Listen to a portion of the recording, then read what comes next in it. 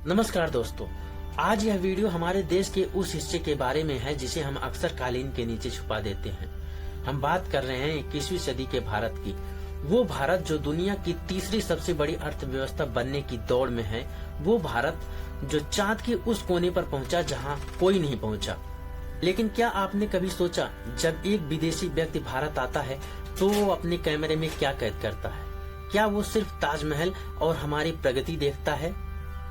नहीं, वो देखता है स्टेशन पर पड़ी जूठन, खिड़की से उड़ता हुआ प्लास्टिक का रैपर और नवेले एक्सप्रेसवे पर गुटखे की पिचकारी।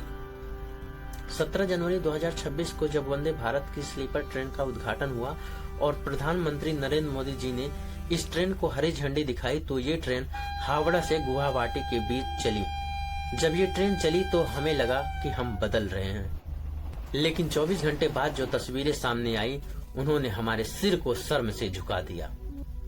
आज सवाल यह नहीं है कि सरकार क्या कर रही है, आज सवाल यह है कि हम यानी भारत की पब्लिक क्या कर रही है।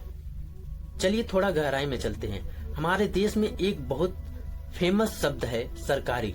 जब भी हम किसी चीज के आगे सरकारी सुनते हैं तो हमारे दिमाग का एक स्विच बंद हो जाता है।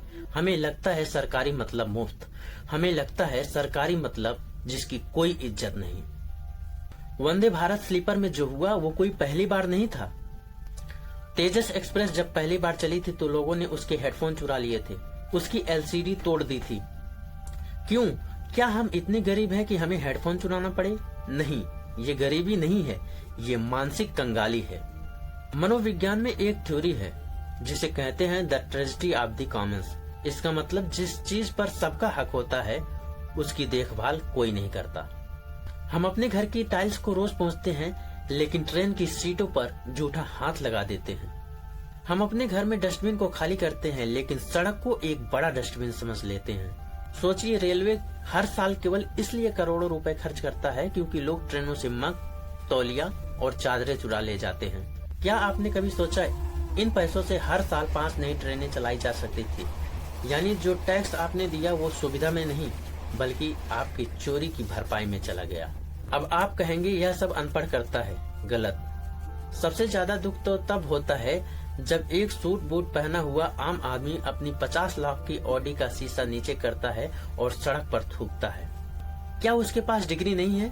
बिल्कुल है, लेकिन उसके पास सिविक सेंस नहीं है। हमने ए फॉर एप्पल तो रट लिया, लेकिन सी फॉर सिविक सेंस भूल गए। हमें यह तो सिखाया गया कि पैसे कैसे कमाने हैं, लेकिन ये नहीं सिखाया गया कि समाज में कैसे रहना है।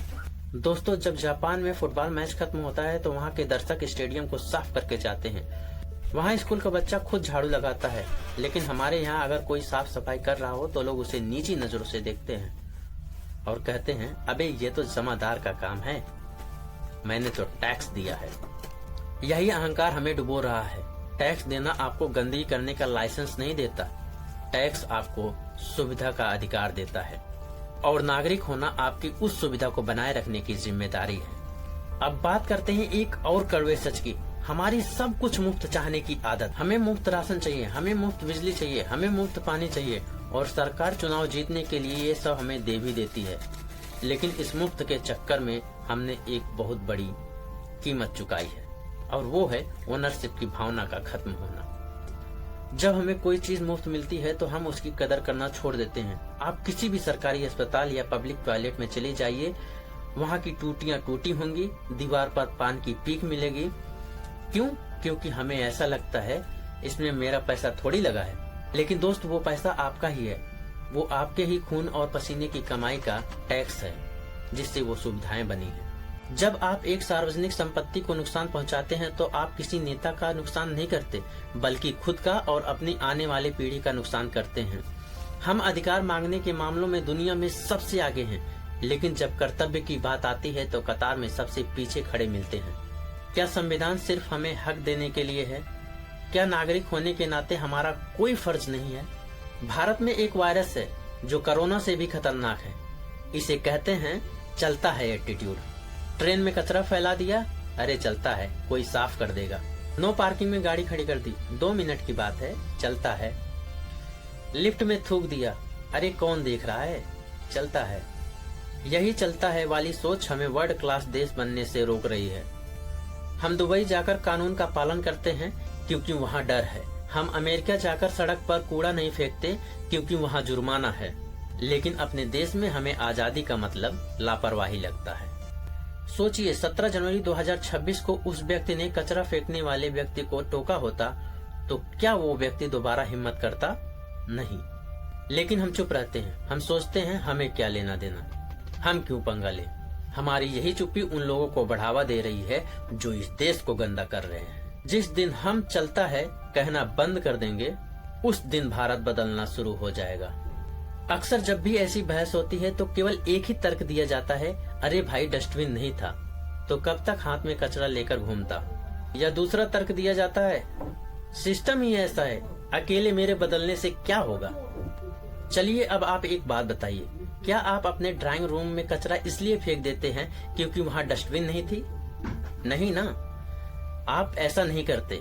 आप कचरा लेकर किचन के डस्टबिन तक जाते हैं तो सड़क पर आते ही आपकी ये समझदारी कहाँ घास चरने चली जाती है। सिस्टम कोई आसमानी चीज नहीं है, सिस्टम हमसे और आपसे मिलकर बनता है।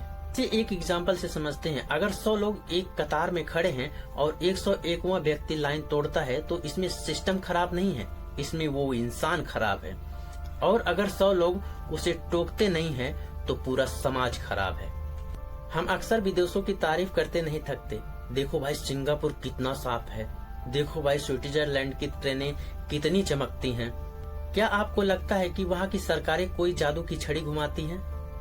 नहीं। वहाँ का नागरिक अगर सड़क पर चॉकलेट की रैपर भी गिरता हुआ देखता है तो उसकी आत्मा कांप जाती है। वहाँ सफाई कानून नहीं, वहाँ सफाई चरित्र है। और हमारे यहाँ हमने सफाई को मजबूरी बना दिया। हम बहुत भावुक लोग हैं। हम क्रिकेट मैच जीतते हैं तो सड़कों पर नाचते हैं। हम देशभक्ति के नाम पर सीना चौड़ा कर लेते हैं। लेकिन क्या बॉर्डर पर खड़े होकर सीने पर गोली खाने को ही देशभक्ति कहते हैं? नहीं, असली देशभक्ति वो है जब आप सड़क पर लाल बत्ती देखकर वहां खड़े हो जाते हैं, भले ही वहां पर कोई कैमरा या पुलिस वाला ना हो। असली देशभक्ति वो है जब आप वंदे भारत के स्लीपर बर्थ के नीचे अपना जूठा पत्तल नहीं छोड़ते। असली देशभक्ति तो वो है जब आप अपने आने वाली पीढ़ी को साफ हवा और साफ पानी वाला देश छोड़कर जाते हैं। जिस दिन हमें इस मिट्टी से मोहब्बत के बजाय मोहब्बत हो जाएगी, उस दिन किसी स्वच्छ भारत अभियान की जरूरत नहीं पड़ेगी। हम अपनी माँ के चेहरे पर कभी नहीं थूकते, तो फिर भारत माता की छाती पर पीक कैसे मार देते हैं? ये विरोधाभास हमें खत्म करना होगा।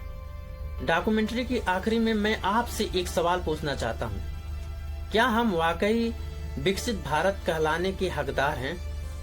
2047 तक हम दुनिया की सबसे बड़ी ताकत बन सकते हैं। हमारे पास सबसे ऊंची इमारतें होंगी, हमारे पास सबसे तेज ट्रेनें होंगी। लेकिन अगर हमारे संस्कार थर्ड क्लास ही रहे तो ये वर्ल्ड क्लास सुविधाएं सिर्फ एक दिखावा बनकर रह जाएंगी। सरकारें आती जाती रहेंगी, योजनाएं बनती बिगड़ती रहेंगी, लेकिन इस देश की आत्मा इसके नागरिकों में बसती है। बदलाव की शुरुआत किसी भाषण से नहीं होती। बदलाव की शुरुआत तो तब होती है जब आप अपने हाथ का कचरा अपनी जेब में रख लेते हैं, क्योंकि आगे डस्टबिन नहीं है। 17 जनवरी 2026 की वो वंदे भारत की तस्वीर एक चेतावनी है। वो हमें आईना दिखा रही है कि हम अंदर से कितने बीमार हैं। इस बीमारी का इलाज ना तो डॉक्टर के पास है और ना ही प्रधानमंत्री के पास। इस बीमारी का इलाज सिर्फ आपके पास है। अगली बार जब भी आप किसी सार्वजनिक संपत्ति का इस्तेमाल कर रहे हो तो बस सिर्फ एक पल के लिए यह सोचिएगा कि यह सरकारी नहीं, यह मेरी है।